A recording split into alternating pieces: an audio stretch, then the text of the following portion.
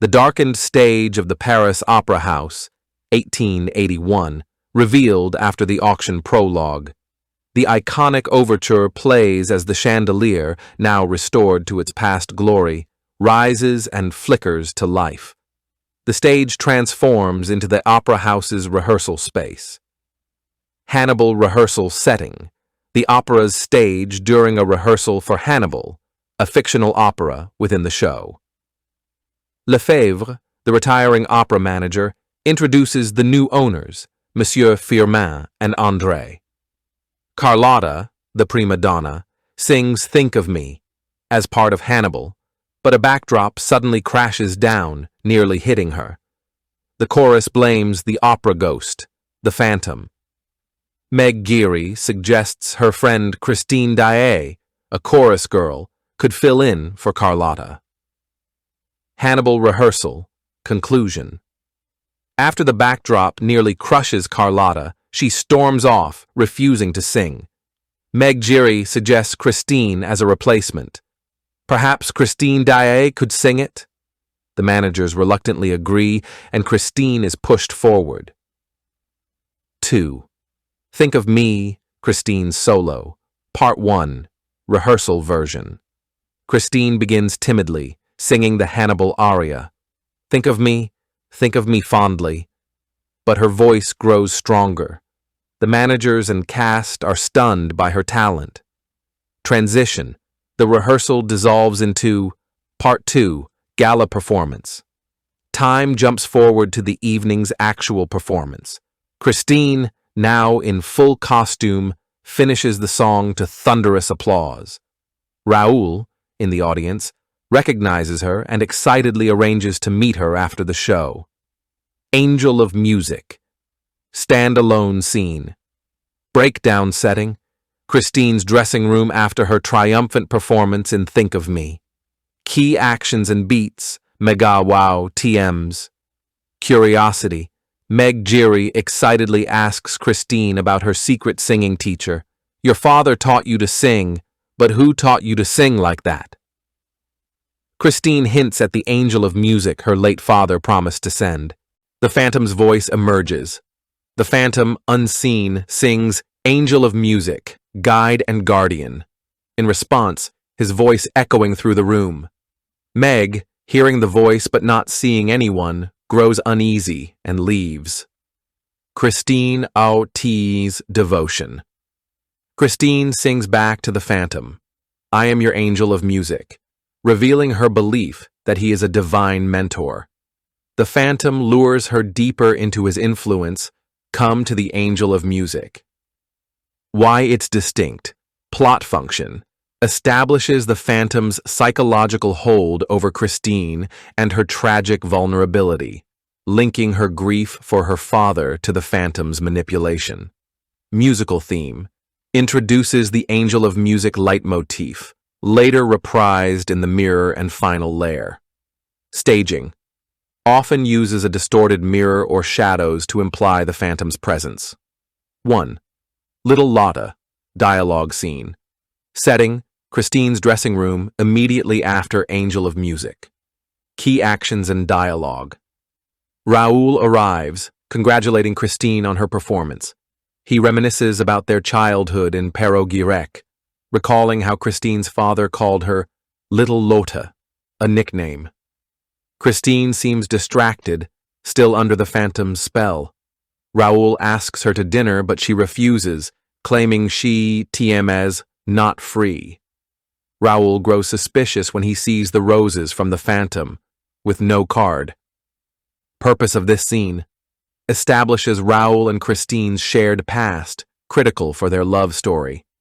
Shows Christine's divided loyalty, Raoul versus the phantom.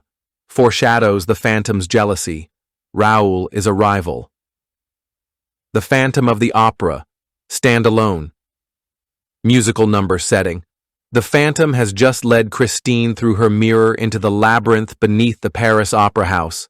Structure and key moments. Journey through the labyrinth. The phantom guides Christine down torchlit corridors singing, In sleep he sang to me, in dreams he came. Christine's voice echoes his in a duet of obsession and terror, their harmonies intertwining as she resists but follows. Boat crossing the underground lake. The stage transforms into a misty grotto with candelabras rising from the water. The Phantom rows a gondola while singing, "Sing, my angel of music." Aia. Christine's high E-flat 6 note pierces the scene. Arrival at the lair. The song crescendos as they reach the Phantom's lair.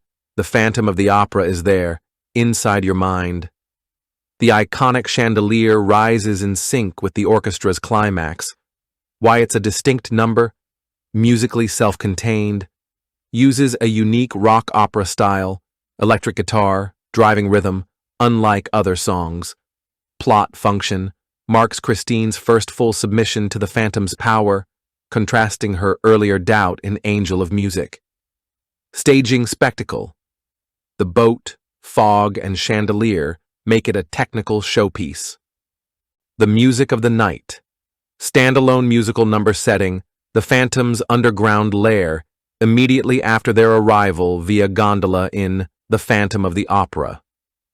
Key structural elements, the seduction. The Phantom removes Christine's cloak and guides her to a mannequin wearing a wedding dress, resembling her future Don Juan costume. His lyrics, slowly, gently, night unfurls its splendor. Frame music as a sensual, controlling force. Musical hypnosis. The song builds from whispered verses to a sweeping crescendo. Let your mind start a journey. Christine is visibly entranced, mimicking the Phantom's conducting gestures by the final chorus. Staging symbolism. The lair's candelabras dim as the Phantom's organ lights up, shifting focus to his artistry.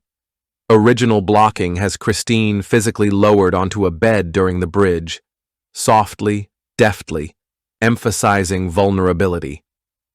I remember. Dialogue scene. Setting. The Phantom's lair, immediately after the music of the night.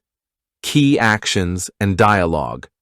Christine, now entranced by the Phantom's music, touches his mask while he's distracted at the organ. The Phantom suddenly stops playing and turns to her. Christine asks, "This place? Is it all real? All I see? Do you live here?" The Phantom responds cryptically, "Here, there are no nights," hinting at his isolation. Tension builds as Christine grows curious about his face. Purpose establishes Christine's morbid curiosity, contrasting her earlier fear. Shows the Phantom's paranoia about his deformity, serves as the calm before the storm, before the unmasking. Magical lasso. Dialogue scene. Setting, manager's office after the Phantom's chandelier note. Key actions. Madame Giry delivers the Phantom's demands. 20,000 francs per month. Box 5 kept empty. Christine as led in Il Muto. The managers mock these demands. A poltergeist with a bank account. Bouquet jokes about the Phantom having a magical lasso to hang people. Purpose. Establishes the Phantom's financial control. Introduces skepticism from the new managers. Foreshadows Bouquet's fate. Poor fool, he makes me laugh, the Phantom's revenge. Standalone climactic scene setting.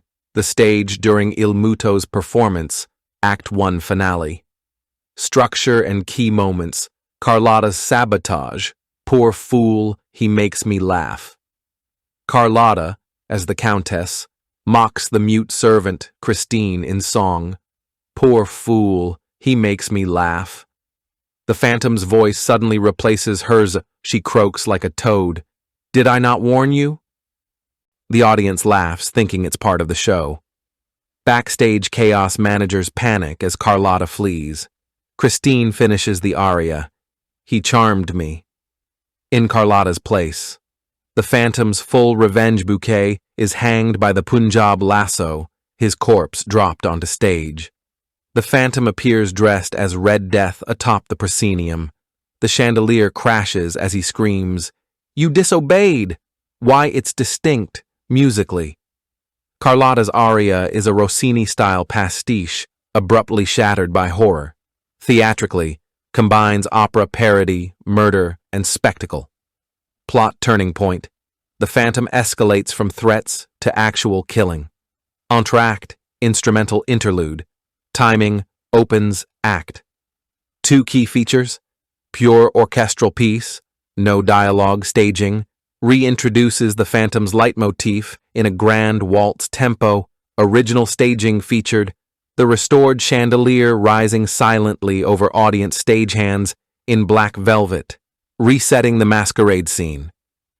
Function: provides emotional reset after Act 1's violent climax, foreshadows the masked ball's false gaiety. Why have you brought me here? Dialogue scene. Setting: the Paris Opera House rooftop at night, after masquerade. Raoul confronts Christine about her strange behavior and the Phantom's influence. Christine reveals the Phantom has been living in her mind since her father's death. Raoul insists they leave together, no more talk of darkness, leading into purpose. Establishes Raoul's protective love versus the Phantom's psychological control. Sets up the transition to All I Ask of You, their love duet. 1. Wandering Child, musical trio. Setting: the graveyard at Perros-Guirec after Christine visits her father's tomb. Structure and key moments: Phantom's lure, 00 to 115. His disembodied voice sings Wandering Child, so lost, so helpless, using the angel of music melody to hypnotize Christine. Raoul's interruption, 115 to 145. Counters with Christine, Christine, in a heroic major key. Trio climax, 145 to 230. All three voices overlap, Christine torn between them as the Phantom's voice grows distorted. Staging notes: original blocking had Christine physically swaying between the Phantom's voice from her father's statue, Raoul entering from stage right. The Phantom's face sometimes appears projected on the statue. We Have All Been Blind, standalone musical scene setting, the manager's office after the graveyard confrontation. Madame Giry reveals the Phantom's backstory, born with facial deformity, exhibited in a circus. This thing, this monster, escaped to live beneath the opera house. Raoul devises the trap. Use Don Juan triumphant as bait station guards at every exit. Hide his own involvement. Let her think she's all alone. Musical motifs: reuses the note's prima donna melody. Ironically, features rare unison singing from all male leads. Why it's distinct: exposition. Only time the Phantom's origins are explained. Tonal shift: darker than preceding scenes. No comic relief. Staging: often performed in a tight huddle with a single spotlight. Don Juan triumphant rehearsal setting. Opera house stage during daytime rehearsal. Characters: Christine, Pianghi, Carlotta, managers, corps de ballet. The cast struggles with the Phantom's dissonant modern composition. Christine visibly uncomfortable with the erotic lyrics. This is the point of no return. Managers debate canceling the performance musical style, atonal, fragmented, deliberately ugly, to contrast with Phantom's other music staging. Original production showed musicians visibly confused by the score too. Point of no return setting: that evening's performance of Don Juan triumphant characters, Christine and Phantom, disguised as Pianghi. Key elements: begins as part of the opera within an opera. Phantom gradually breaks character to sing directly to Christine, contains the iconic unmasking moment. Musical style: starts as Baroque pastiche, transforms into passionate duet. Duration: approximately 4 minutes. Staging: Phantom's costume reveals the Red Death outfit beneath Don Juan's cloak. Critical differences: context, rehearsal, diegetic work process versus performance, diegetic show. Music: The rehearsal presents disjointed fragments. The performance presents the complete, polished number, Phantom's presence, unseen during rehearsal, physically present in performance. Dramatic purpose. Rehearsal shows Christine's discomfort. Performance shows her defiance. The two scenes are often conflated because they use the same musical material, but they serve completely different narrative functions and occur at separate times in the story's chronology. Would you like me to analyze the musical motifs that connect these two sequences?